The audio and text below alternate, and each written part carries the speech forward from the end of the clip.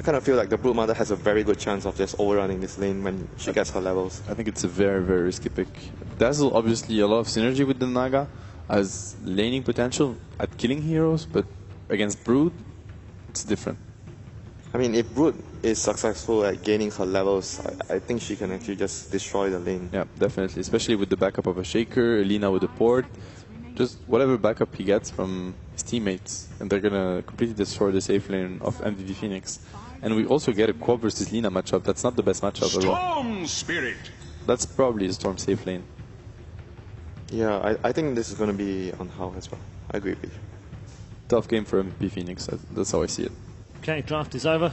It's time for game time in game number 2 as we head back down to the arena with Toby 1 and Synderen. Thank you very much. Yes, let's welcome it back for game number 2. VG Gaming versus MVP. The draft is done, Sind, and it looks like VG Gaming are in a very comfortable position.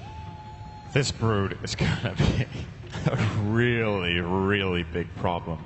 The moment MVP picked the Naga, I was like, okay, they're picking Brood. They actually took a lot of time to do it. I'm not sure if they were considering alternatives or if they just forgot about the Brood themselves and they were like, wait, we could get Brood, and they just immediately went for it.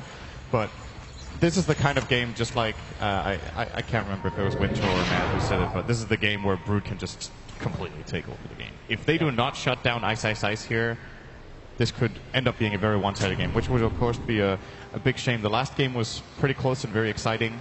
Generally, Brood has a tendency to sometimes just run over games and other games be fairly weak. I feel like it's pretty rare you see a Brood mother be like, okay. You know what I mean? It's going to be interesting to see here. Now, that said, if MVP get off to a good laning stage and they get a farmed Naga, I don't see VG having very good counters to the split push of the Naga either. They have the Storm that can pick her off, but if you just keep sending farmed illusions out, they don't have the best illusion clearing heroes. So that's the win condition for MVP. They have to go super late. Let's see if they can do it. For me, I'm questioning if it is going to be possible on this bot lane. These 2 sentry wards which have been brought down by the Dazzle are going to be needed to keep Broodmother out, but it's Ice's Broodmother. He's got so much experience with his hero, and he sees things coming from a mile away, putting the webs over the jungle, and his micro is fantastic on the Spiderlings. He'll always see when an MVP player will rotate down. I'm very skeptical to see if Naga is capable of finding that farm, and then what farm does she go? Like, is this one of these games where you say, I need to have a Radiant split push? Is that what you have to look for from this core Naga?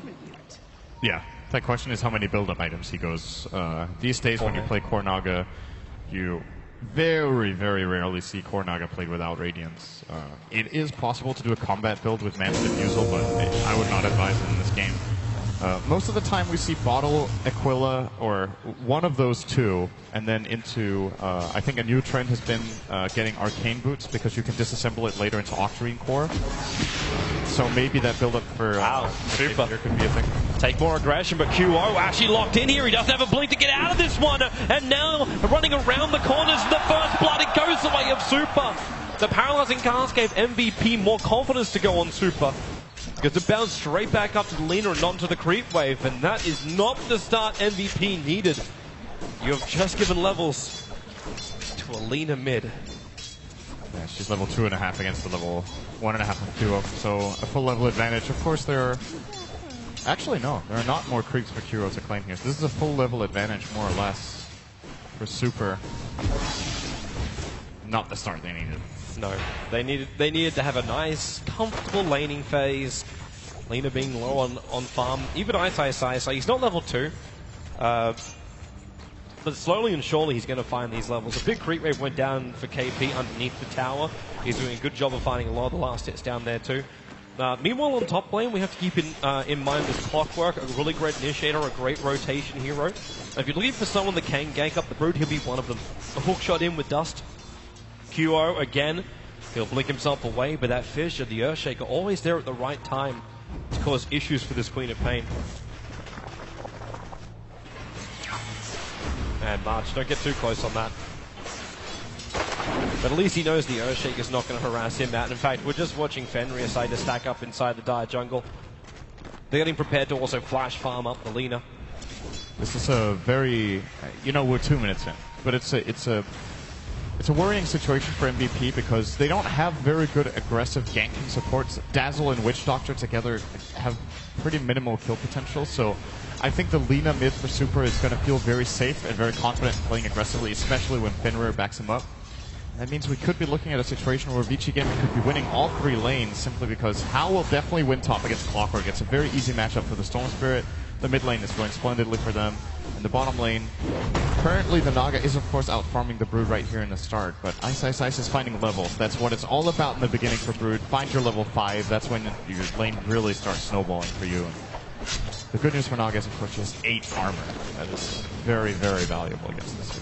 So Ice won't be just out to harass her down, but as you said, Ice is just waiting for his levels, moving up, and then we'll pick up something on the lines of having that Soul Ring. He's already got the recipe in his inventory. And once he's picked up that Soul Ring... Wow, are they going again? And we'll salve up. Nux was in the neighborhood, but... Super... You can't keep letting this happen. Because you're sitting at a point right now as Alina where the level 6 is rapidly approaching. So you drop down low like this and you're Laguda to death. The status quo will not remain this way. Look at how far up he's playing. He's playing 1 on 2. Now the Shaker rotates in, but until then... Super shots, Light Strike Array, QO! Barely blinking away in time. A little bit of harassment on Super. And that cast can keep bouncing all at once. Super's still got bottle charges, and with a slave QO! Down to 17 life. If he hadn't missed that uphill attack, he didn't miss, right? No, I'm fairly certain they're connected. His attack connected? Yeah. Okay. Because else that, if that was a miss, it would have been a kill for sure. It's like 15 health on the Queen of Pain once again. So she's forced back to base. This is a very difficult laning stage for QO, a player who we've seen generally in MVP's games do very, very well in lane. Last game with the Slark, he played up evenly against Alina. We saw him against VP yesterday, I think it was, with the incredible TA performance. Was that the VP series? No, that was against Empire 2 days ago, I think, where his Templar Assassin was incredible. But he is really far behind, and this is a different game situation than what he's used to. It really is. And the hope still rests with the Naga Siren. Ice actually helped out a little bit. Naga's now on top of the CS board, so that's only because he keeps getting this Riptide on the little broodlings that are walking close. So KP's getting some extra cash into a Naga, a very dangerous situation for VG. But FY, I can't get in range for the lift over on March, so he'll walk away to safety. How's the stacks looking? So there's triple stacks inside the jungle for the Lina. And she can move up and farm that in just a couple of moments' time. The Fissure, looking for the block, the Light Strike Array again, QO. Wow. He's living life on the edge. It's a quarter of a second every time from dying. That also means it's a little bit of missed timing from Vici Gaming, actually, because that combo isn't too difficult to land. It's a 1 second stun. Of course, they need to try to conceal it as much the best they can with Super not going in way too aggressively, but they're probably a little bit disappointed they haven't killed this quad more than once, because they've had a chance or two. But what they have done is just keep a CS at absolutely nothing. Yeah. You're 11-4 up against a Lina 26-6. That's a lot to play around with right there for the Lina. And QO, he's just so scared of coming close to the lane. And rightly so. He keeps dying when he does. Or at least coming close to dying. Looks like March is moving all the way back too. That creep wave's way too far out. So he's backing up to regenerate. But there's no quick way in. There's no hook shot yet. He's still just shy of level 4. Yeah, meanwhile, Ice is level 6.5. It's a big experience and gold advantage. Is he coming down for this kill? If he hangs on the back of KP here, Spawn Spiraling's going to stick another 5 seconds, so we won't find the opening there. This lane is over if it's 1-on-1. This is what I was saying. They could win all 3 lanes, and I'm saying that as the Naga has 46 CS against the 22 of Ice, but he can out-farm the Naga. He can spam her out of lane, he can farm the jungle with the Broodlings, and it's a pretty rough spot for MVP. They're probably going to have to keep at least one support pinned down there just to help the Naga Siren. But QO seems to be needing all the support with Fenrir and Super with this combo. Even if they're not finding the kills, they're keeping MVP's attention towards that mid lane. And there's no real reaction that you can have from MVP that's going to really stop Brood, because if you move down for him, all he's going to do is just hide in the tree line. Or move into the Radiant jungle. He'll always be away. QO again, blinking out. Nuts comes in with a cask.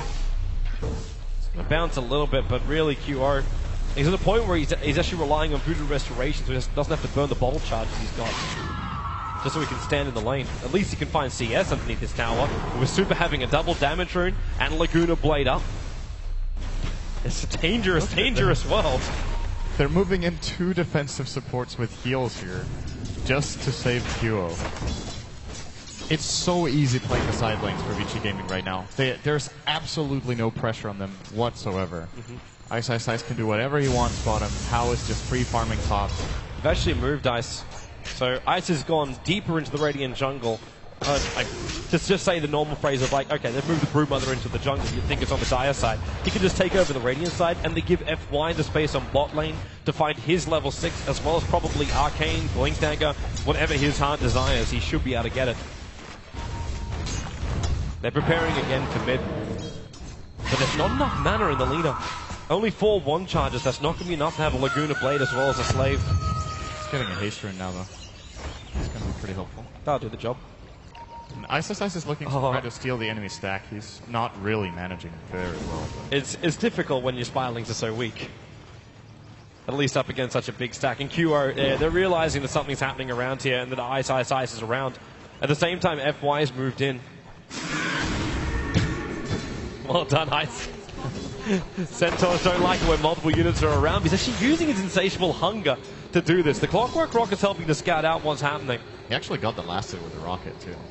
Ice Ice Ice didn't really get much out of that. Like Maledict, level 1. Not really sure what that was about. Maybe he thought Broodmother was walking towards him. Oh, fair enough, but it deals like 0 damage when... Ice Ice Ice is going to get this kill. Spawn Spiderlings. Witch Doctor was just being chipped down. They throw down a sentry ward so at least they can see the Spirelings. Nice Ice Ice caught in the cliff for the moment. Now he walks out, but FY is still here. And MVP, to protect the stack, they bring 4 heroes into the lane. Now Fenrir has got the space on bot lane. FY, what did he actually steal? He stole Riptide, level 4.